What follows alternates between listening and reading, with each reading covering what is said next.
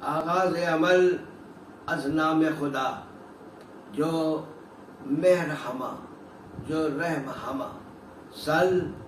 اور مدح توصیف و ثنا زیبا ہے تجھے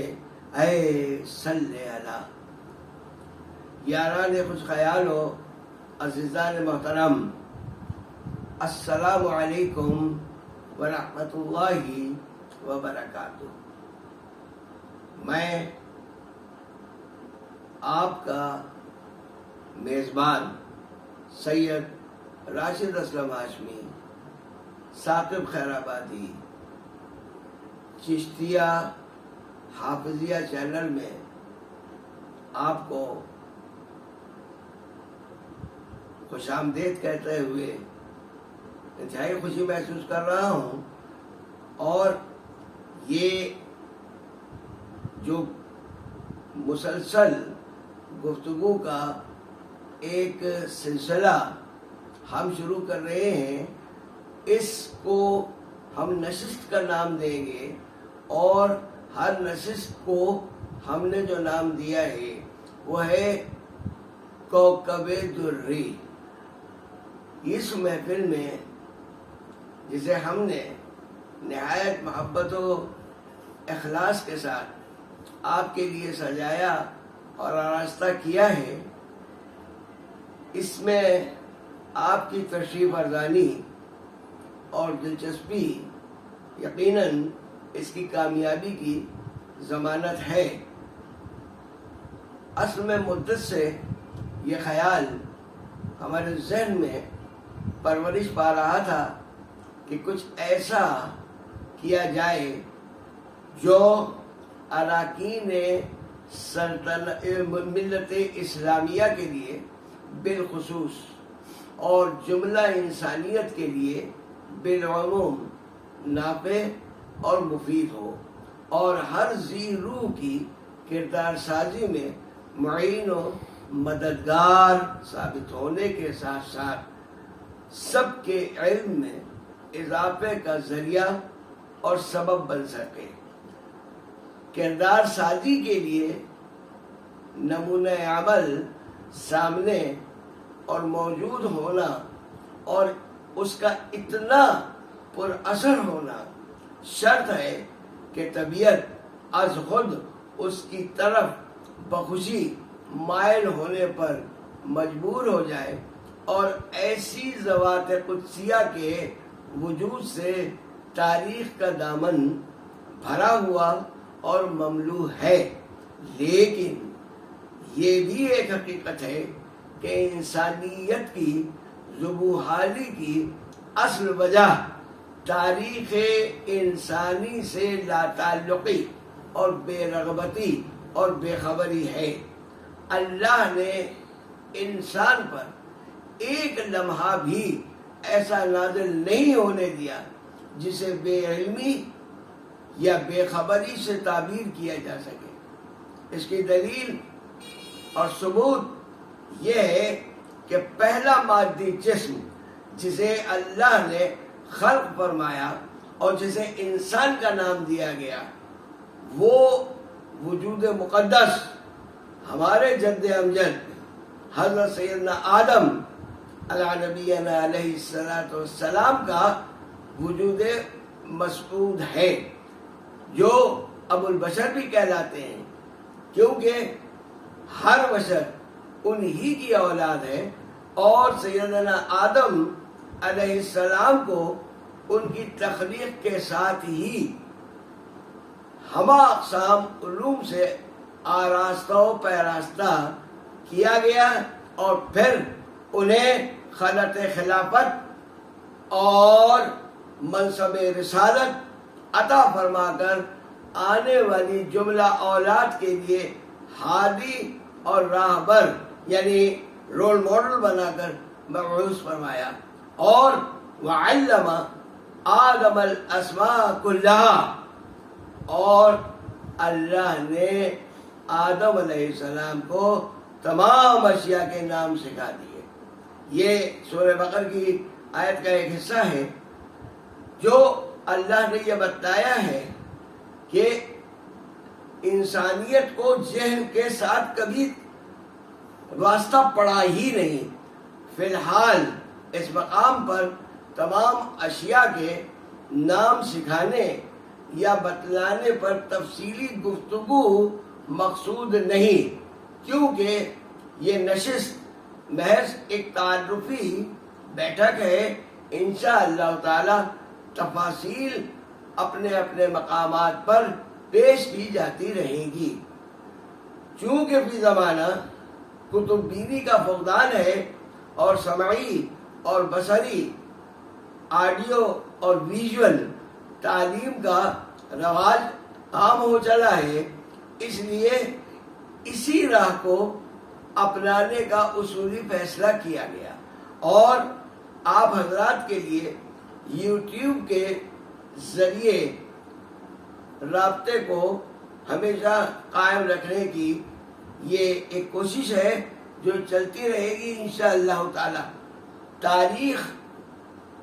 جو انسان لکھتا ہے، اول تو وہ کرۂ ارضی پر انسانی وجود سے برسہ برس بعد ایجاد ہوئی، اس سے پہلے کا نامعلوم عرصہ اب تک بنو علم انسانی ہے۔ پھر یہ بھی ایک حقیقت اور سچائی ہے کہ انسان جو بھی لکھتا ہے اس میں اس کی پسند اور ناپسند کا بڑا دخل ہوتا ہے۔ مثلاً آپ بنی صغیر کی تاریخ پر ہی اگر نظر دوڑائیں تو سرحد کے دونوں طرف لکھے جانے والی تاریخ میں آپ کو بود المشرقین نظر آئے گا۔ پھر یہ کہ اگر مورخ قلم کی حرمت کو پامالی سے محفوظ رکھنا چاہے تو بھی ہر خبر کی تصدیق اور اس کی صحیحیت ہمیشہ دائرے تشکیک میں رہ سکتی ہے، اور جو چاہے جب چاہے جس خبر کو چاہے مشکوک بنا سکتا ہے، کیونکہ ہر مقام اور ہر وقت ہر جگہ مورخ کا بذات ہی خود موجود ہونا بعید از قیاس ہے۔ لہذا وہ دور جو قبل از تاریخ نویسی ہے، اس عہد کی تاریخ کتب سماوی ہی کر سکتی ہیں کہ جو کچھ اللہ علیم و خبیر نے اپنے انبیاء علیہ السلام پر وحی فرما دیا وہی درست تر ہے۔ لیکن افسوس کہ حضرت انسان نے ان کتب سماوی اور کلام الہی میں بھی اپنی نفسانی خواہشات اور القائے شیطانی کے زیر اثر ایسی تحریفات کر ڈالی کہ یہ مقدس الہانی کتابیں بھی لائق اعتبار نہیں رہ سکی، جس کا نتیجہ یہ نکلا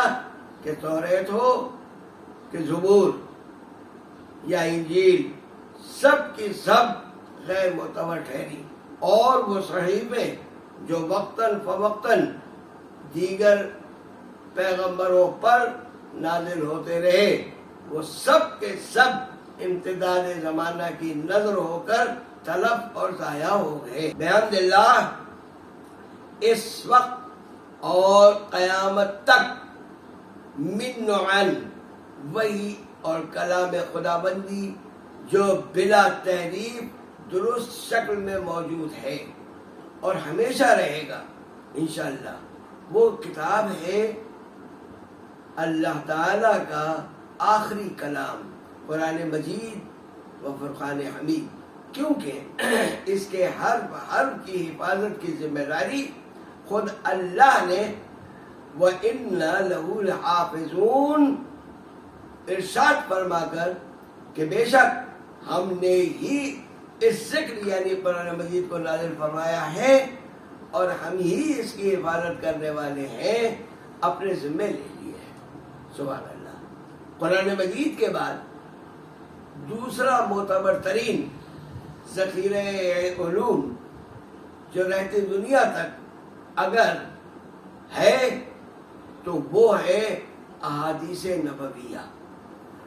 جن کی صحت میں کسی شک و شبہ کی کوئی گنجائش سرے سے موجود نہیں، اور یہ کوئی ایسا دعویٰ نہیں ہے جو مسلمان ہونے کی بنا پر ہم کر رہے ہیں، بلکہ اس دعوے کی بنیاد وہ وعید ہے جس میں خاتم الانبیاء والمرسلین صلی اللہ تعالی علیہ وآلہ وسلم نے ارشاد فرمایا کہ کوئی شخص مجھ سے وہ بات منسوب کرے جو میں نے نہیں کہی تو اس کا ٹھکانہ جہنم ہے، او کما قال۔ لہذا ہمارے بزرگوں نے تدوین حدیث میں از حد احتیاط، محنت و کوشش اور انتھک کاوش فرمائی، ایک ایک حدیث کو حاصل کرنے کے لیے طولانی مسافتوں کا سفر دشوار گزار ہونے کے باوجود اختیار فرمایا، اور بے حد مشکل سفر اختیار فرمانے کے بعد اور راویان حدیث کی ثقیت، ان کی امانت اور صداقت کی تحقیق کو اس قدر اہمیت دی کہ وہ علم الرجال وجود میں آ گیا جو انسانی تاریخ میں کہیں اس سے پہلے کسی قوم میں اس کا سراغ نہیں ملتا۔ ظاہر ہے کہ یہاں اس علم پر سیر حاصل گفتگو مناسب نہیں ہے، اس لیے فی الحال بس اتنا ہی۔ اصل میں ارادہ یہ ہے کہ اس چینل کے ذریعے انبیاء و مرسلین کے تذکار اور اولیاء کرام علیہم الرضوان کے مستند احوال آپ حضرات کی خدمت میں پیش کیے جائیں، یعنی سیدنا آدم علی نبینا علیہ السلام سے لے کر سیدنا و مولانا و ملجانا حضرت محمد مصطفیٰ احمد مجتبیٰ خاتم الانبیاء والمرسلین صلی اللہ تعالی علیہ وآلہ وسلم تک سارے پیغمبروں کا تذکرہ اور بابرکت ذکر جمیل کیا جائے، اور اکثر